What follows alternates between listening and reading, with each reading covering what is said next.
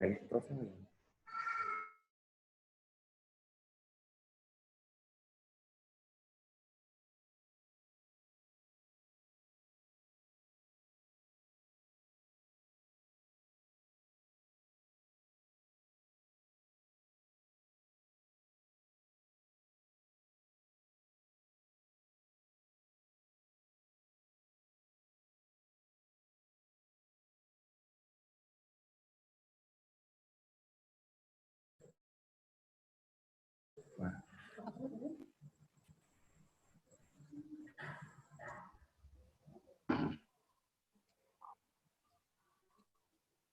Ada suara saya?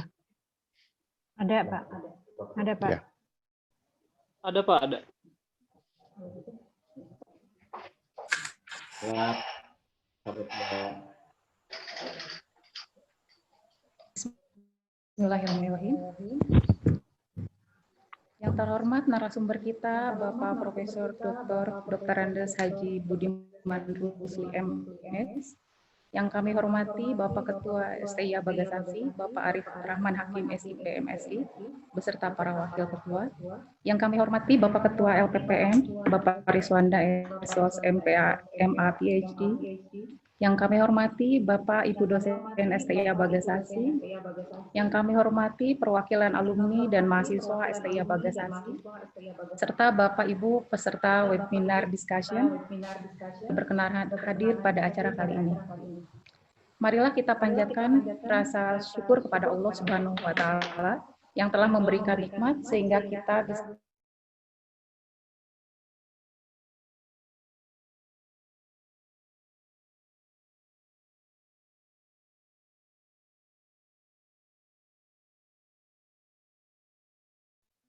salam sejahtera. Bapak Ibu yang kami hormati, acara workshop atau webinar pada kesempatan hari ini akan membahas tentang review penerapan kurikulum administrasi publik menyongsong era merdeka belajar. Untuk itu, semua tentu sangat membutuhkan informasi sekaligus sebagai upaya menyamakan persepsi bagaimana yang kita harapkan bersama pada workshop atau webinar kali ini. Pada acara kali ini terdiri dari yang pertama pembukaan, kedua penyajian materi, ketiga sesi tanya jawab, dan keempat adalah penutup.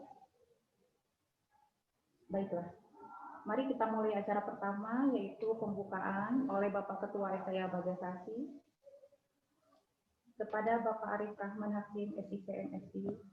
Saya persilahkan.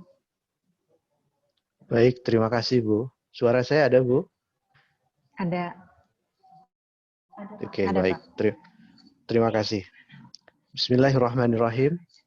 Yang terhormat Ketua Yayasan Pendidikan Bagasasi atau yang mewakili, yang terhormat para wakil ketua serta pejabat struktural STIA Bagasasi, yang terhormat Profesor Dr. Budiman Rusli MS sebagai narasumber, yang terhormat Bapak Riswanda SOS MPA MA PhD selaku Ketua LPPM dan sekaligus juga sebagai narasumber pada webinar hari ini. Yang terhormat Bapak Ibu dosen STIA Bagasasi, yang terhormat Bapak dan Ibu peserta webinar. Assalamualaikum warahmatullahi wabarakatuh. Sampurasun. Merdeka Belajar atau Kampus Merdeka merupakan kebijakan Menteri Pendidikan dan Kebudayaan yang bertujuan mendorong mahasiswa untuk menguasai berbagai keilmuan yang berguna untuk memasuki dunia kerja. Saat ini, kreativitas dan inovasi menjadi kata kunci penting untuk memastikan pembangunan Indonesia yang berkelanjutan. Para mahasiswa yang saat ini belajar di berbagai perguruan tinggi harus disiapkan menjadi pembelajar yang sejati, terampil, lentur, dan juga ulet. Melalui Permendikbud nomor 3 tahun 2020, telah memberikan hak kepada mahasiswa untuk menempuh 2 semester belajar di luar program studinya atau setara dengan 40 SKS. Ibu dan Bapak sekalian, kebijakan ini tentu telah memberikan tantangan yang luar biasa bagi kita semua, khususnya sebagai pengelola perguruan tinggi, untuk mampu menyikapi kurikulum yang sesuai dengan tujuan dan harapan dari Merdeka Belajar dan Kampus Merdeka. STIA Bagasasi juga harus mampu menyiapkan rancangan pembelajaran yang sejalan dengan tujuan Merdeka Belajar dan Kampus Merdeka ini. Berbagai jejaring kerjasama dengan perguruan tinggi, dunia industri, dan pemerintahan haruslah mulai dikembangkan mulai dengan saat ini. Alhamdulillahnya Ibu dan Bapak sekalian, STIA Bagasasi dari sekian ribu perguruan tinggi yang ada di Indonesia telah diberikan kepercayaan oleh Kementerian Pendidikan untuk menyiapkan sistem pembelajaran Belajar Merdeka dan Kampus Merdeka dengan pembiayaan dari pemerintah, khususnya dari Kementerian Pendidikan dan Kebudayaan. Tentu hal ini adalah merupakan sebuah peluang, sekaligus juga kepercayaan bagi kita semua untuk menjadikan STIA Bagasasi sebagai salah satu kampus yang bisa menjadi pelopor bagi penerapan Merdeka Belajar dan Kampus Merdeka. Saya menyampaikan apresiasi dan juga rasa terima kasih kepada para narasumber yang tentu saja beliau-beliau ini adalah orang-orang yang sangat kompeten di dalam bidang, khususnya di dalam ilmu kebijakan publik. Dan juga saya sampaikan terima kasih yang tidak terhingga kepada seluruh panitia, tim hibah yang sampai dengan hari ini saya lihat luar biasa Anda mempersiapkan segala sesuatunya guna kemajuan STIA Bagasasi. Terima kasih juga yang tidak terhingga kepada seluruh pihak yang pada akhirnya terus memberikan dorongan dan masukan sehingga apa yang menjadi kepercayaan bagi STIA Bagasasi terkait dengan program ini semoga dapat berjalan dengan sebaik-baiknya. Semoga Allah Subhanahu wa Ta'ala membalas setiap upaya kita untuk terus mencerdaskan kehidupan bangsa, dan semoga tidak pernah ada kata lelah bagi kita semua untuk bekerja di dalam dunia pendidikan. Sekali lagi, selamat melaksanakan kegiatan webinar. Wallahul muwafiq illa aqwamit thoriq. Wassalamualaikum warahmatullahi wabarakatuh. Demikian, terima kasih. Terima kasih kepada Bapak-Bapak. Selanjutnya kita masuk ke acara kedua, yaitu penyajian materi. Sebelum penyajian materi, saya akan menyampaikan sedikit pengantar terkait dengan materi yang akan disampaikan oleh para narasumber. Pada dasarnya forum-forum ilmiah seperti ini sangat penting dan menarik untuk kita ikuti. Karena banyak sekali informasi penting yang disampaikan tadi yang bisa kita dapat. Namun secara umum, penyampaian informasi tersebut akan lebih mudah dipahami apabila acara ini berjalan dengan efektif. Oleh karena itu, diharapkan kepada kita semua untuk dapat memperhatikan dan mengikuti webinar ini dengan sebaik-baiknya. Selanjutnya, segera kami persilakan kepada Profesor Dr. Andes Haji Budiman Rusli MS sebagai narasumber pertama acara webinar ini. Beliau adalah Guru Besar UNPAD, yang juga merupakan Ketua Pusat Studi Administrasi dan Kebijakan Publik FISIP UNPAD. Beliau menempuh pendidikan S1 bidang ilmu administrasi negara UNPAD, kemudian 2 bidang ilmu administrasi negara UNPAD, dan S3 bidang ilmu administrasi negara UNPAD. Pada kesempatan kali ini beliau akan menyampaikan materi mengenai review penerapan kurikulum administrasi publik menyongsong Merdeka Belajar. Baiklah, langsung saja kita simak paparan kepada yang terhormat Profesor Dr. Andes Haji Budiman Rusli MS, kami persilahkan. Terima kasih moderator Ibu Fitra. Yang saya hormati Ketua Yayasan, Ketua STIA Bagasasi, dan Wakil Ketua, Ketua LPPM dan juga sekaligus sebagai narasumber, Pak Rizwanda, PhD, para dosen, para alumni, para mahasiswa, serta seluruh peserta webinar hari ini. Assalamualaikum warahmatullahi wabarakatuh. Waalaikumsalam. Alhamdulillah wa syukurillah, kita panjatkan puji syukur kehadirat Allah Subhanahu wa Ta'ala. Hari ini kita dapat berkumpul membahas satu materi yang sangat penting dan urgent bagi perguruan tinggi yang ada di Indonesia saat ini. Karena berkaitan dengan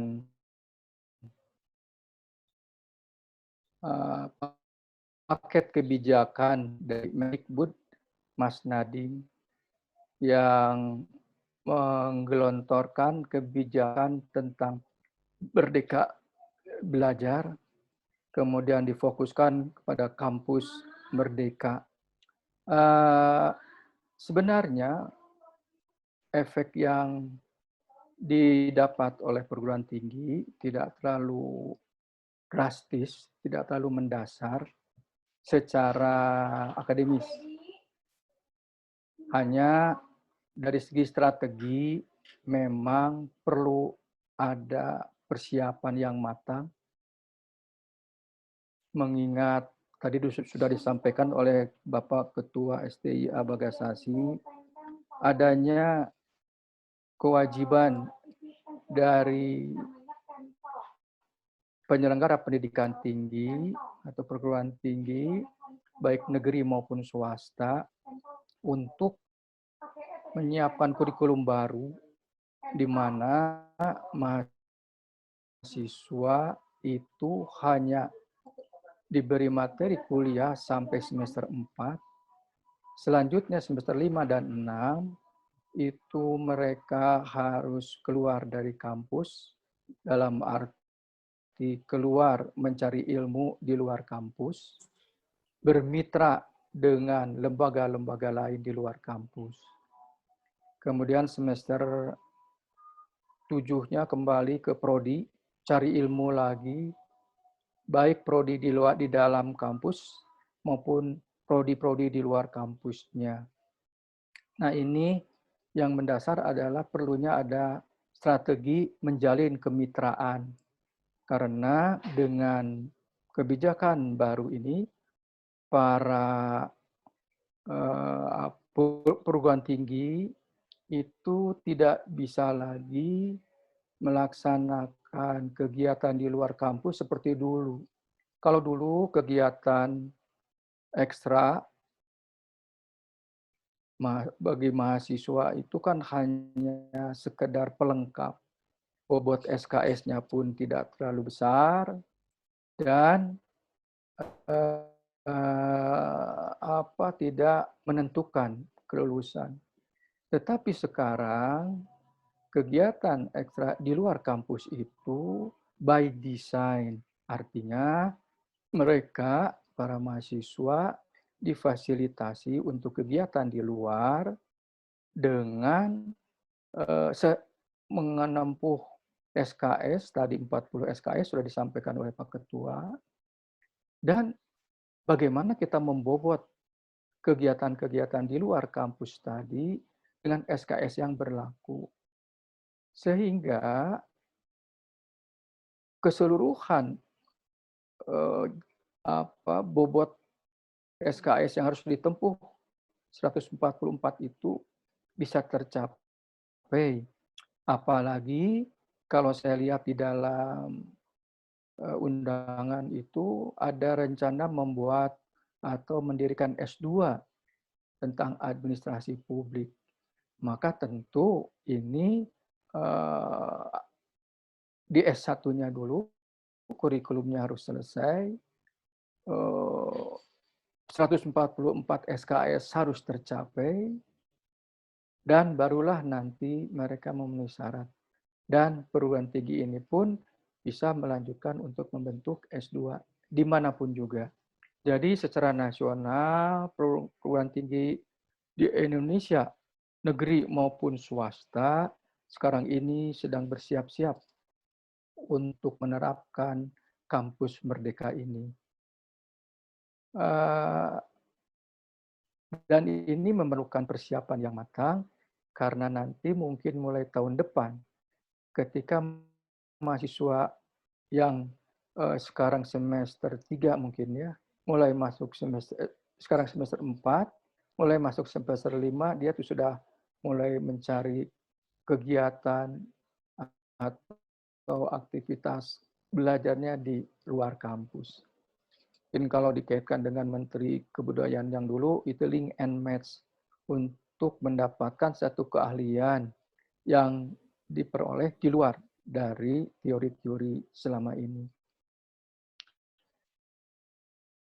Bapak, Ibu yang saya hormati, untuk lebih memperjelas materi yang saya sampaikan, mohon izin saya akan menayangkan beberapa slide. Saya bisa minta tolong kepada operatornya, bisa tolong ditayangkan.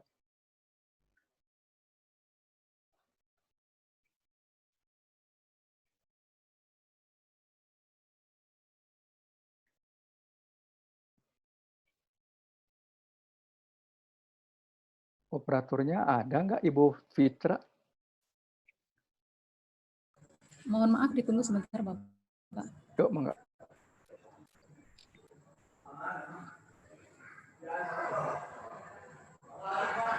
Dari Ibu Fitra kemarin ya.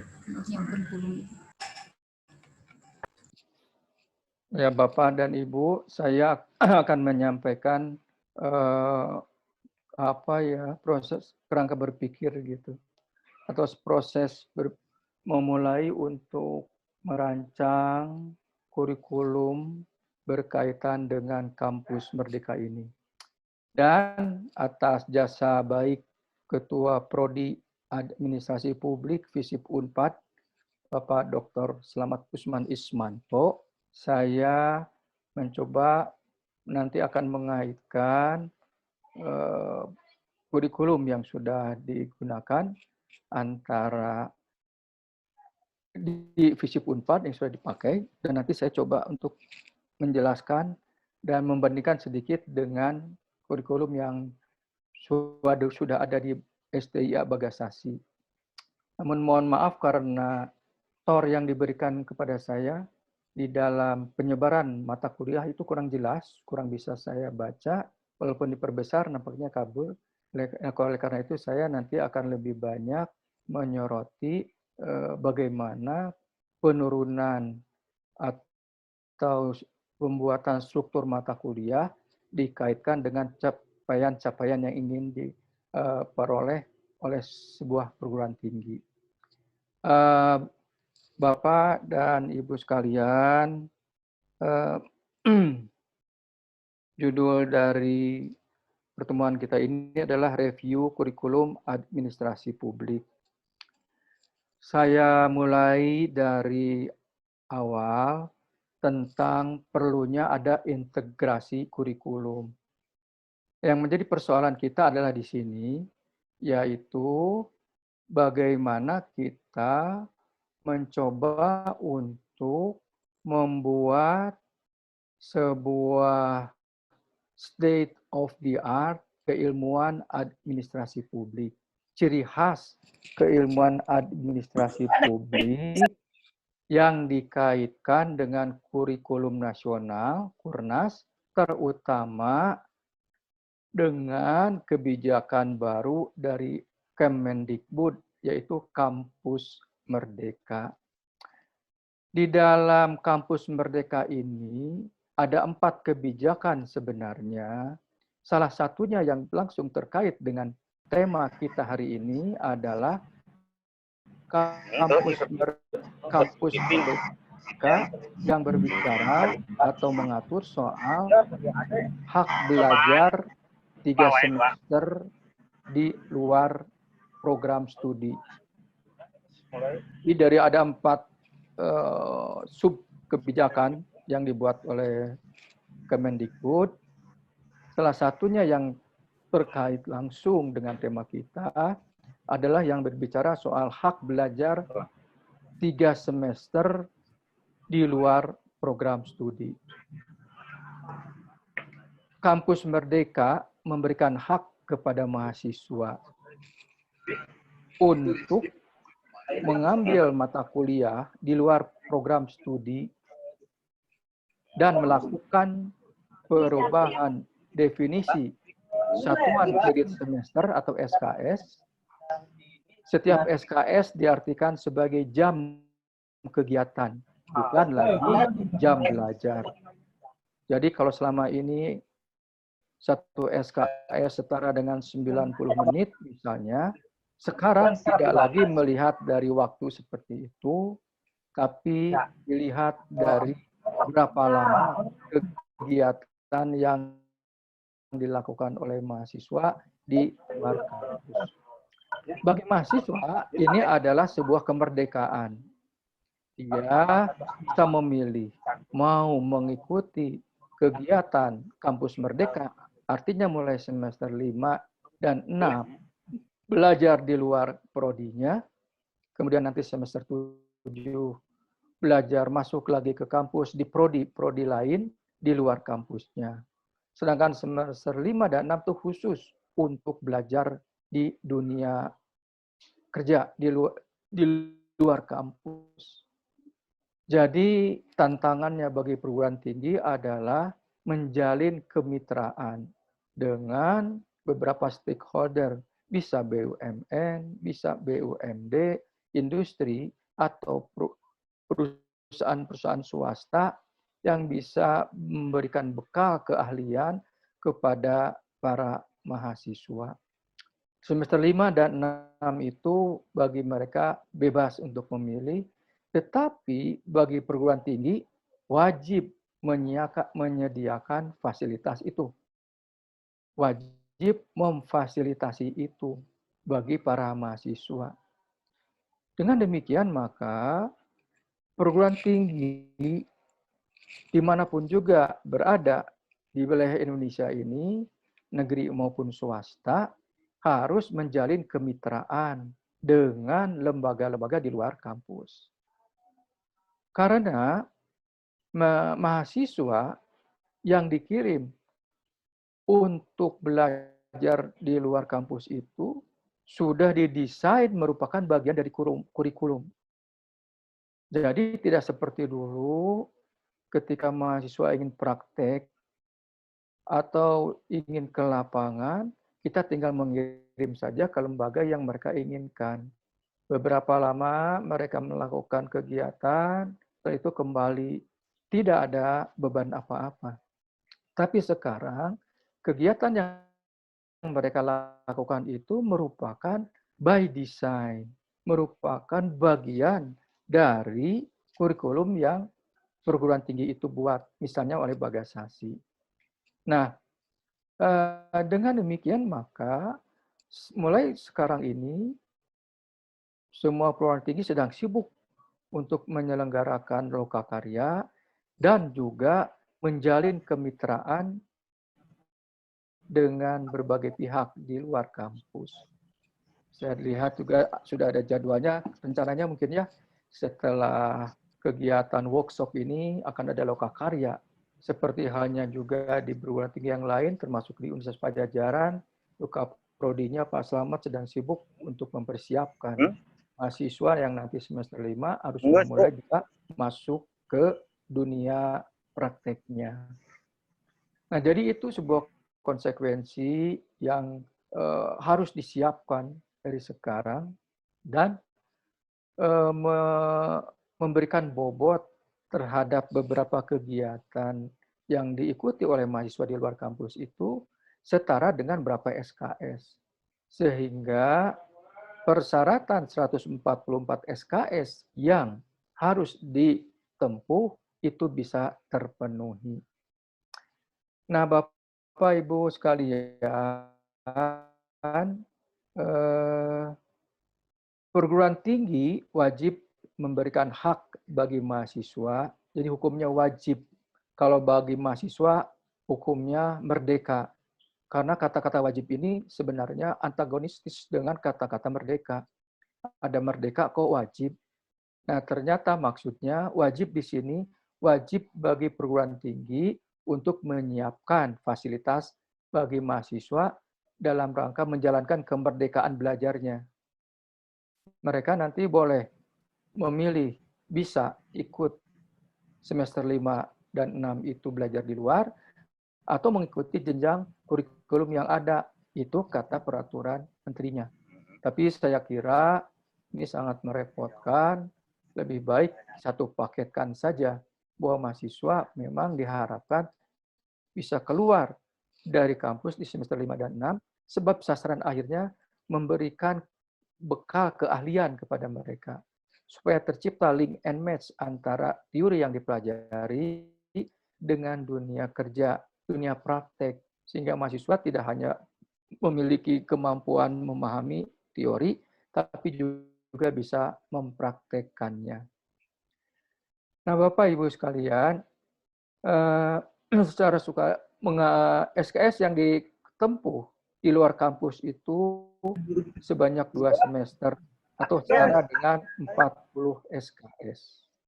Nah, ditambah, mohon maaf, masih di atas yang tadi, operator, kembali ke slide yang tadi, terus, ya. Ya, ke bawah sedikit. Ditambah lagi, mahasiswa juga dapat mengambil SKS di prodi lain di dalam kampusnya ataupun di luar kampusnya sebanyak 1 semester dari total semester yang harus ditempuh. Jadi tetap saja sebenarnya jenjang pendidikan S1 itu 7 semester, hanya bedanya penyajian materi teori kuliah di kampus, di bangku kuliah, itu hanya sampai semester 4 saja. Jadi kurang lebih 188 sampai 100 SKS. Selebihnya 40 SKS itu di luar. Di semester 8 mereka sudah mulai skripsi. Nah, mungkin kalau ada ingin percepatan kuliah selesai, mereka bisa mengambil kesempatan di semester 7 itu. Ketika kembali kuliah di prodi, apakah prodi di dalam kampusnya atau di luar, dan di sana mereka bisa sambil menyusun skripsinya. Nah, Bapak Ibu sekalian, dari analisis kemudian integrasi kurikulum pun dilengkapi dengan muatan lokal atau analisis kebutuhan pasar kerja. Kalau saya baca, analisis kebutuhan pasar kerja di Bagasasi ini adalah satu administrasi dan kebijakan publik, itu sama, bahkan itu menjadi prodi studi yang saya pimpin di UNPAD, divisi UNPAD, itu administrasi dan kebijakan publik. Kemudian muatan lokalnya mungkin administrasi manajemen publik. Kemudian yang saya dapatkan dari TOR, muatan lokalnya itu administrasi perencanaan pembangunan daerah dan administrasi dan kebijakan bisnis. Jadi bisnis ini pun masuk di dalam kajian buku publik kalau saya lihat. Oleh karena itu, maka dari integrasi kurikulum itu memunculkan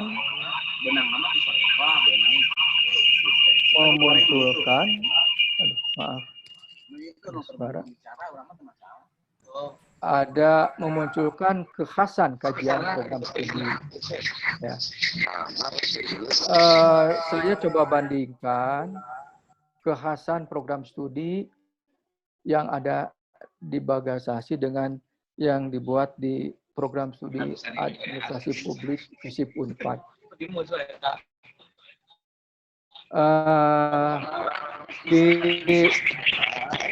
Maaf, ada suara besar. Mohon maaf, di-mute ya. Untuk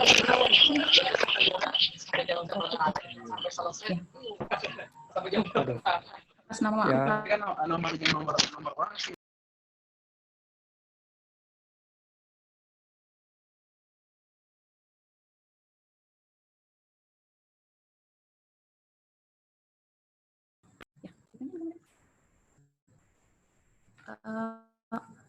mohon maaf, Prof, suaranya ini unmute.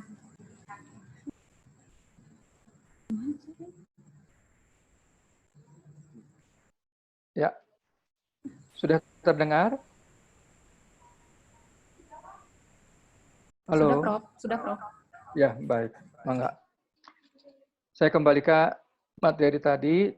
Jadi berdasarkan integrasi 2 kurikulum ini, dari Kurnas plus Kampus Merdeka dan muatan lokal, atau analisis kebutuhan pasar kerja, maka kita menghasilkan kekhasan kajian program studinya.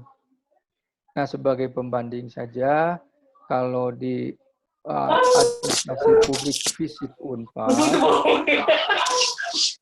itu kekhasan kajian program halo,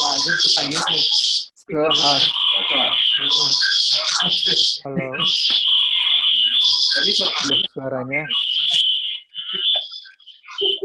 halo.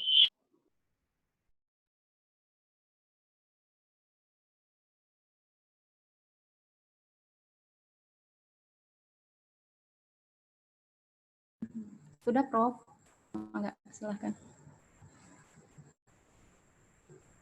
Manajemen, kebijakan publik, pelayanan publik, kurang lebih seperti itu. Nanti ada Pak Slamet bisa turut memberikan bantuan penjelasan kalau saya salah.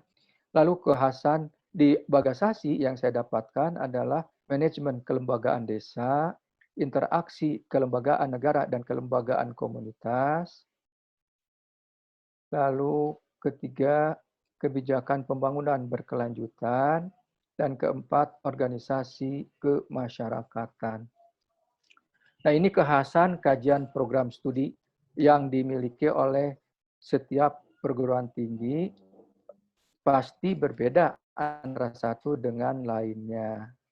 Nah, tetapi yang penting adalah ini harus dipegang benar sebab akan menjadi rujukan untuk menyusun struktur mata kuliah di bawahnya. Nah, dari kekhasan kajian program studi inilah nanti program studi menyusun mata kuliah sebanyak 144 SKS yang tersebar ke dalam 7 semester. Nah, persoalannya sekarang adalah mata kuliah itu dari 7 semester yang disajikan di bangku kelas, di bangku kuliah, itu diperas hanya menjadi 4 semester saja. Nah, kemudian semester berikutnya itu mereka masuk latih bagi program studi untuk mendesainnya dengan baik. Nah, Bapak Ibu bisa lanjutkan, punten operator, slide berikutnya. Dari sana disusunlah visi dan misi program studi. Pada umumnya visi dan misi itu dibuat atau disusun sebagai mana biasanya, yaitu satu yang jauh ke depan yang ingin kita capai. Misalnya visi program studi adalah untuk menjadi lembaga pendidikan tinggi yang memiliki keunggulan dalam bidang ilmu administrasi publik dan mampu menghasilkan lulusan yang kompeten dalam bidang. Nah, ini terkait dengan kompetensi yang ingin dicapai di halaman sebelumnya tadi di atas tentang apa itu kekhasan kajian program studi. Nah, kekhasan kajian program studi itu nanti diterjemahkan ke dalam visi dari prodi yang sedang kita bicarakan ini. Nah, misalnya kata-katanya untuk visi adalah menjadi lembaga perguruan tinggi atau lembaga yang pendidikan tinggi yang memiliki keunggulan, ya, dan selanjutnya seperti biasa bahasa visi serta dalam bidang ilmu administrasi publik dan mampu menghasilkan lulusan yang kompeten dalam bidang.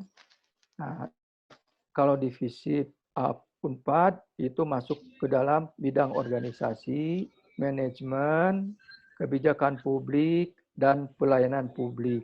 Sedangkan di Bagasasi mungkin nanti bisa bicaranya yang memiliki keunggulan di bidang manajemen kelembagaan desa, interaksi kelembagaan negara dan kelembagaan komunitas, kebijakan pembangunan berkelanjutan, dan organisasi kemasyarakatan. Nah, itu menjadi visinya. Kemudian dari sana turunlah misi. Misinya pada dasarnya lebih spesifik, lebih mengerucut yang kita lanjutkan dari visinya. Misalnya bahasa misi itu seperti menghasilkan lulusan yang berdaya saing dan mampu mengembangkan ilmu pengetahuan dan teknologi di bidang ilmu administrasi publik. Lalu misinya yang kedua melahirkan lulusan yang memiliki integritas bla bla bla bla bla bla. Yang ketiga melahirkan lulusan yang mampu untuk memimpin, mengelola organisasi dan seterusnya. Nah, itu misinya. Dari visi misi ini tidak boleh lepas dari muatan yang sudah diungkapkan di dalam kekhasan prodi. Kekhasan prodi ini diturunkan ke dalam visi, kemudian juga misi yang dibuat. Kemudian tujuannya seperti biasa sebagai sebuah perguruan tinggi, tujuan itu pada umumnya yang pertama adalah pengembangan tridharma perguruan tinggi. Ada pendidikan, penelitian, dan pengabdian masyarakat. Kemudian menciptakan atmosfer akademik yang kondusif, dan seterusnya. Ini tujuan bisa berbeda-beda, disesuaikan dengan muatan lokal atau kekhasan yang sudah dibuat. Kemudian memberikan kontribusi nyata melakukan kegiatan dan kemitraan dengan lembaga-lembaga di luar, dengan pemerintah, daerah atau pusat, BUMN, BUMD, dan usaha lainnya yang ada di dalam masyarakat. Jadi kita di sini bicara soal kemitraan dengan lembaga-lembaga di luar kampus. Ini sekaligus tentu bermanfaat bagi upaya kita memperkenalkan kampus atau upaya kita lebih menjadi tugas para pimpinan prodi sekarang ini dalam rangka melaksanakan program kampus merdeka ini. Tidak mudah menyusun kemitraan dengan lembaga-lembaga lain. Tetapi kalau sudah dirintis, apalagi banyak alumni tersebar, nah kita bisa memanfaatkan para alumni itu. Ikatan keluarga alumni misalnya, itu baru di MAP, kemarin baru dilakukan. Ini sasarannya adalah seperti yang saya katakan tadi, menjalin kemitraan, mempermudah, sebab ketika mereka, para mahasiswa nanti masuk ke semester 5, itu kurikulum untuk belajar di luar kampus sudah tersusun integral dengan kurikulum program prodi itu sendiri, tidak terpisah. Oleh karenanya perlu ada persiapan yang baik. Biasanya nanti para stakeholder di luar kampus itu diundang, dibicarakan, dan sebagai narasumber mungkin di dalam lokakarya dalam persiapan kampus merdeka itu. Dan organisasi nanti akan melanjutkan ada lokakarya, bisa diinventarisir dari sekarang, lembaga sebagai narasumber dalam lokakarya itu. Ini penting supaya nanti mereka pun merasa dilibatkan dan mereka pun, para mitra itu, dapat menyampaikan kebutuhan apa yang ingin mereka dapatkan dari dunia kampus. Ini yang membedakannya dengan kegiatan mahasiswa di luar kampus pada masa lalu. Kalau masa lalu kan itu sudah given, kampus para siswanya akan mereka melakukan aktivitas dan itu pun tidak terlalu lama. Tapi sekarang bisa kita bayangkan mereka 2 semester. Itu bukan pekerjaan mudah. Oleh karena itu perlu didesain dengan baik. Yang keempat, tujuannya adalah meningkatkan mutu SDM. Itu yang menjadi sasaran pemerintah melalui Kementerian Pendidikan dan Kebudayaan sekarang ini. Para mahasiswa perlu dibekali dengan keahlian. Sehingga ketika mereka nanti lulus, tidak hanya memiliki pengetahuan secara teoritis saja, juga bekal keahlian yang dapat dipraktekkan. Harapan jauh ke depannya adalah para mahasiswa kita nanti tidak hanya sebagai pencari kerja, tetapi diharapkan juga sebagai pencipta kerja, pembuat lapangan kerja. Visi dan misi program studi yang diturunkan dari kekhasan kajian program studi masing-masing perguruan tinggi. Kemudian dari sana kita masuk ke profil lulusan. Silakan slide berikutnya. Profil lulusan dan level kompetensi. Profil lulusan ini disesuaikan dengan keahlian yang ingin kita dapatkan. Misalnya dari administrasi publik, kita ingin mendapatkan lulusan yang siap menjadi administrator di lingkungan birokrat, baik publik maupun sektor swasta mungkinnya sekarang, dan pada level eselon tertentu. Karena kalau mahasiswa baru masuk, mungkin eselon di bawah ya, 3, 4. Lalu profil kelulusan bisa menjadi analis kebijakan sekarang itu. Karena ini lapangannya luas, ada jabatan fungsional khusus sebagai analis kebijakan di sektor publik. Dan juga bisa dikembangkan keahlian di luar sektor publik, mereka para analis kebijakan, para pembicara, para penulis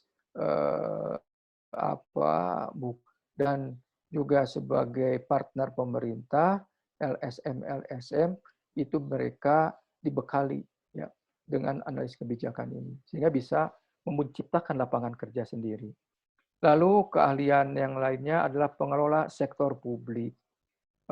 Para lulusan diharapkan siap untuk menjadi pengelola lembaga sektor publik, BUMN, BUMD, dan sebagainya, atau NGO, ya, non-government organization, atau bentuk organisasi lainnya yang memberikan pelayanan kepada masyarakat. Karena sekarang ini sasarannya adalah keahlian itu di public service.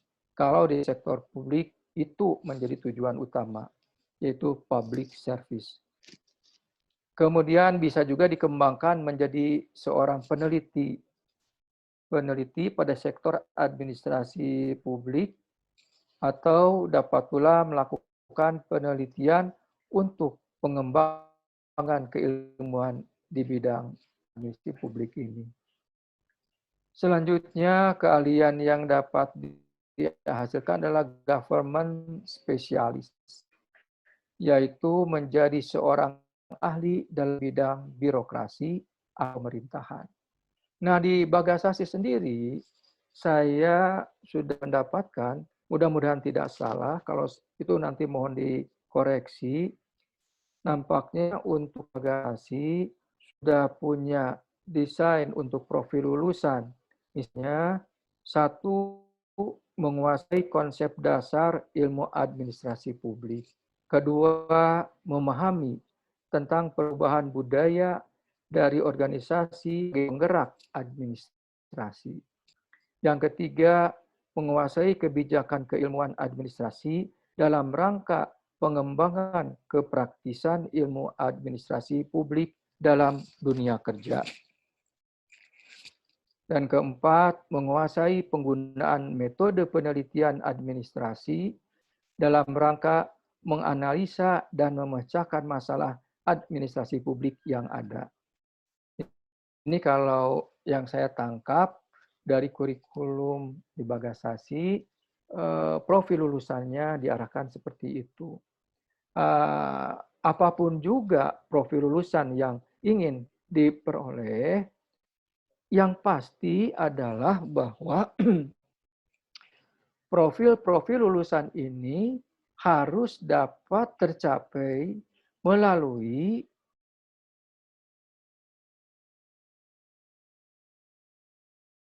profil-profil ini harus tercermin dari mata kuliah yang disajikan. Biasanya kalau ada akreditasi, para asesor bertanya, kalau ingin menghasilkan profil lulusan tentang memahami nomor 1 dari Bagasasi, misalnya menguasai konsep dasar ilmu administrasi, mata kuliah apa yang disajikan? Atau ingin menghasilkan profil lulusan yang berkaitan dengan menguasai kebijakan keilmuan administrasi, mata kuliah apa yang disajikan? Nah, oleh karena itulah, Bapak Ibu sekalian, dari profil lulusan ini harus terekam dan tergambarkan di dalam penyebaran struktur mata kuliah. Ada blok-blok khusus yang dibuat untuk menunjukkan bahwa misalnya untuk Bagasasi menguasai konsep dasar ilmu administrasi publik itu diberikan dalam mata kuliah apa? Semester berapa? Dan itu bisa berlanjut dari mulai semester 1 sudah ada karena mata kuliah prasyarat. Kemudian nanti disajikan lagi di semester berikutnya, semester 2. Itu di blok khusus dengan mata kuliah tertentu. Nah, saya mohon maaf tidak bisa menjelaskan untuk yang Bagasasi karena di dalam TOR saya kesulitan untuk menggambarkan struktur mata kuliah itu. Walaupun saya sudah mendapatkannya, hanya kurang jelas begitu sehingga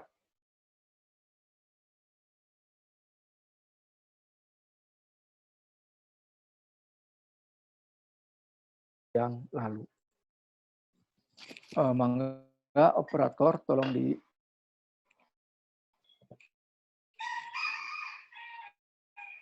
berlanjut ke slide berikutnya. Struktur mata kuliah. Nah, Bapak Ibu, penjabaran mata kuliah ini kita susun untuk kurang lebih 7 semester. Karena semester 8 sudah terbebas. Nah, dimulai dari semester 1, pada umumnya semester 1 ini adalah mata kuliah dasar, mata kuliah umum, dan hampir sama disajikan di beberapa perguruan tinggi. Jadi mohon maaf, saya meminjam saja dari struktur kurikulumnya Pak Selamat, Kaprodi AP Visip Unpad, yang pernah disusun beberapa tahun yang lalu. Di mana saya pun ikut menyusun seperti ini, dan membuat blok-blok mata kuliah, itu yang sulit. Di semester 1 biasanya disajikan tuh 19 SKS. Misalnya ada pendidikan agama, kemudian bahasa Inggris, atau lebih khusus English for Public Administration, karena berbeda katanya bahasa Inggrisnya yang diperlukan di dalam administrasi publik. Kemudian ada bahasa Indonesia, ada kewarganegaraan, dasar-dasar logika, atau dasar-dasar ilmu administrasi mungkin. Kemudian pengantar ilmu administrasi publik, studi organisasi. Nah, studi organisasi itu sengaja diblok warna abu-abu karena itu merupakan kuliah dari kalian keahlian yang dicapai di dalam organ. Jadi bahasan program studi di mata kuliah mulai dari semester awal, umumnya di semester 2, karena semester itu adalah mata kuliah dasar, dan kalau saya melihat di Unpad ini ada studi organisasi, itu sudah mulai menjadi mata kuliah pengantar atau mata kuliah syarat bagi kekhasan kajian yang berkaitan dengan organisasi. Kemudian mata kuliah di semester 1 adalah studi kependudukan. Ini dianggap mata kuliah yang berkaitan dengan manajemen nanti untuk kekhasan kajian manajemen. Jadi ada 2 mata kuliah sudah diletakkan di semester 1 sebagai blok mata kuliah untuk kekhasan keahlian yang ingin dicapai. Ini disajikan dalam 19 SKS untuk semester 1. Selanjutnya, ke slide berikutnya, mohon operator. Mulai di semester 2, itu banyak mata kuliah yang menjadi penunjang atau mata kuliah yang menjurus kepada profil lulusan atau kekhasan kajian program studi tadi. Nah, dimulai dari organisasi, itu semester 2 sudah menyajikan 3 mata kuliah untuk memperkuat mahasiswa dalam keahlian organisasi.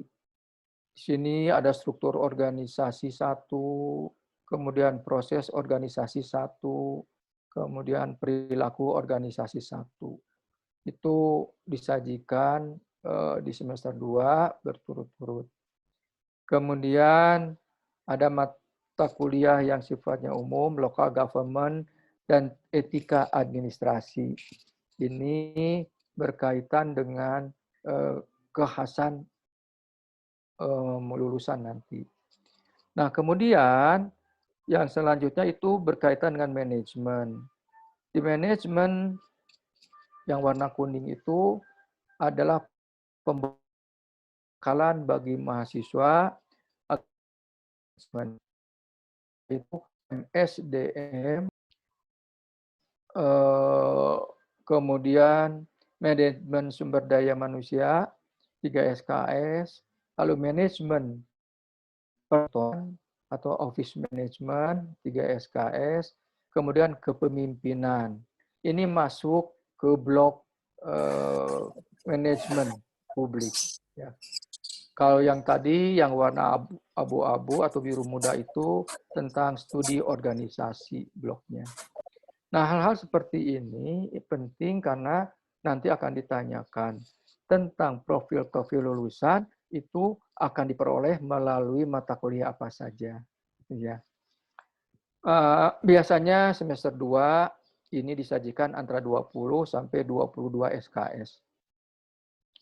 Dan ini menjadi mata kuliah yang seharusnya diambil oleh mahasiswa secara keseluruhan. Mahasiswa belum bisa semester 1 itu belum bisa mengambil ke atas biasanya karena masih mata kuliah yang disajikan. Nah, kalau mereka nanti IPK-nya sudah lebih dari 3, setelah memiliki IPK lebih dari 3, biasanya kalau ada yang ingin menyelesaikan studi lebih cepat, mereka akan mengambil mata kuliah ke tingkat atasnya. Selanjutnya ke semester 3, operator. Nah, untuk di semester 3 masih diwarnai oleh mata kuliah bagi profil lulusan organisasi. Di sini ada studi organisasi 2. Mata kuliahnya adalah tersebar menjadi struktur dan desain organisasi, budaya organisasi, proses organisasi, perilaku organisasi, dan pengembangan organisasi. Untuk struktur dan desain organisasi diberi angka 2 karena ini lanjutan.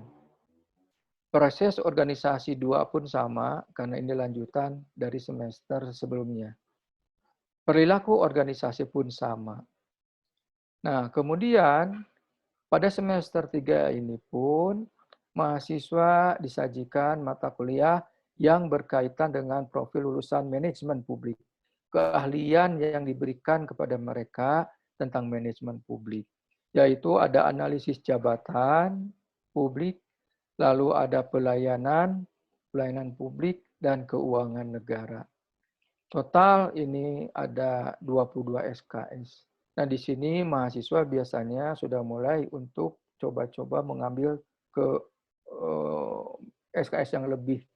Itu dipersilahkan saja setelah mereka bimbingan dengan dosen walinya, kalau memang mereka memiliki IPK yang melebihi dari standar itu minimal 3. Nah, mata kuliah ini menjadi mata kuliah yang diharapkan membekali para lulusan nanti sesuai dengan yang diharapkan, yaitu organisasi, manajemen, pelayanan publik, dan analis. Selanjutnya, semester 4, di sini yang menjadi titik krusial untuk kampus Merdeka. Karena disinilah mereka semua mata kuliah dipadatkan. Kalau dulu, ini saya menyajikan struktur kurikulum sebelum kampus Merdeka. Jadi masih lebih leluasa. Saya sampaikan dulu kurikulum sebelumnya ya, sebelum kampus Merdeka. Nah, di semester 4 ini masih dibekali mata kuliah studi organisasi 3. Jadi organisasi ini diperkuat supaya mereka mampu untuk bisa beradaptasi di lapangan kerja tatkala selesai kuliah. Mereka bisa mendesain membuat organisasi, atau mereka bisa beradaptasi dengan organisasi dimanapun mereka berada. Di sini disajikan mata kuliah desain organisasi aplikatif. Itu ada 4 SKS bobotnya. Bobotnya cukup besar. Nah, kemudian juga disajikan teori tentang kebijakan publik. Mulai di sini ada kebijakan publik. Di semester 4 ini. Nanti menjadi tantangan itu. Karena kebijakan publik ini sampai semester 7 itu disajikannya. Nah, dengan kampus Merdeka, maka kuliah kebijakan publik yang ada di semester 6 dan 7 itu harus dipadatkan di semester 4 ini. Diawali dengan teori kebijakan dan hukum publik, 3 SKS. Kemudian mata kuliah HAN, hukum administrasi negara, 2 SKS.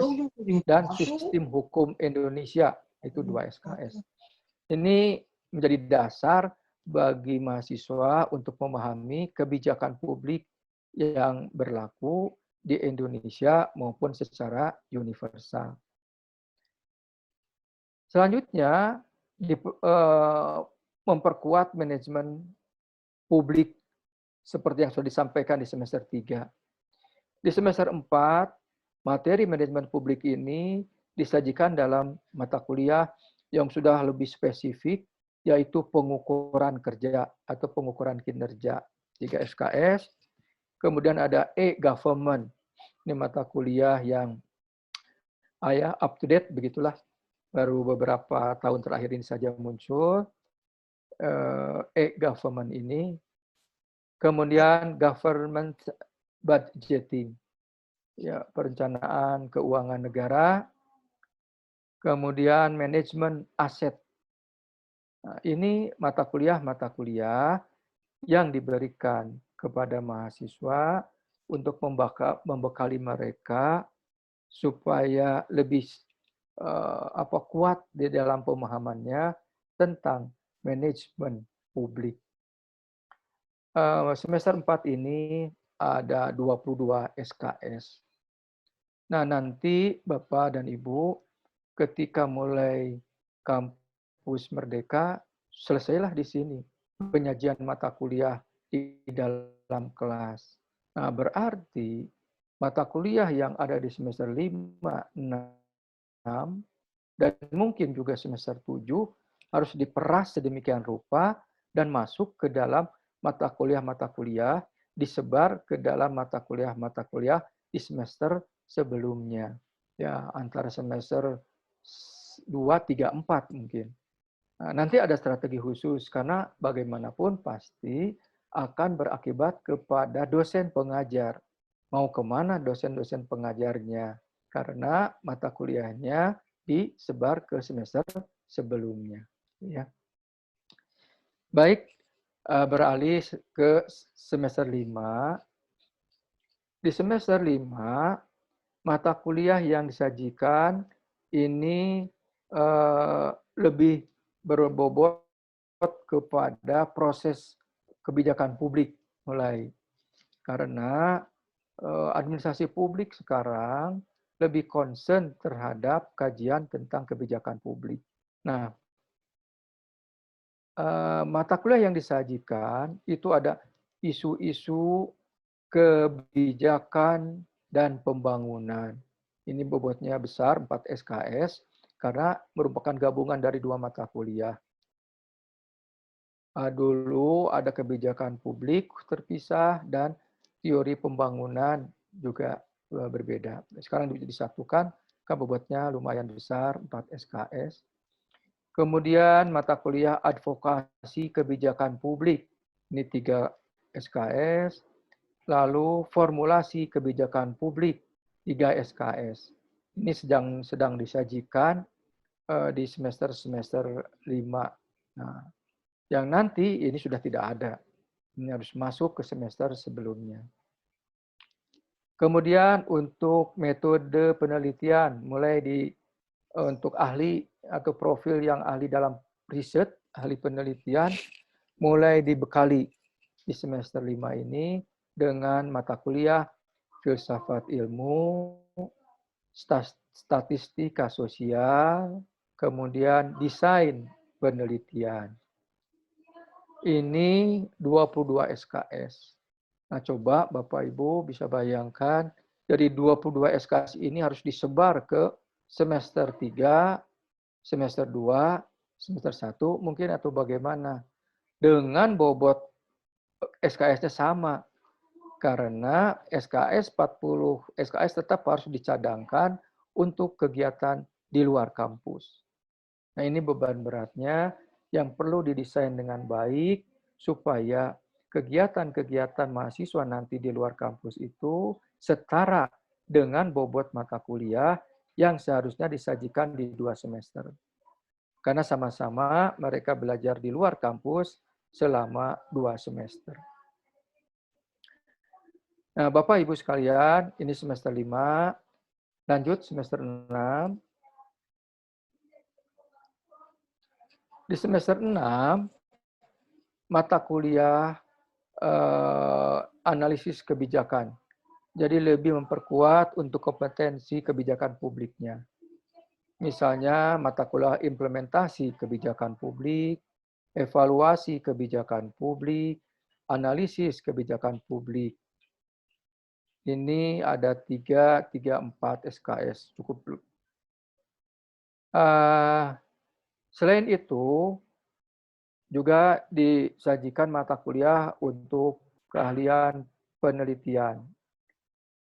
Di sini ada mata kuliah instrumen penelitian, 5 SKS.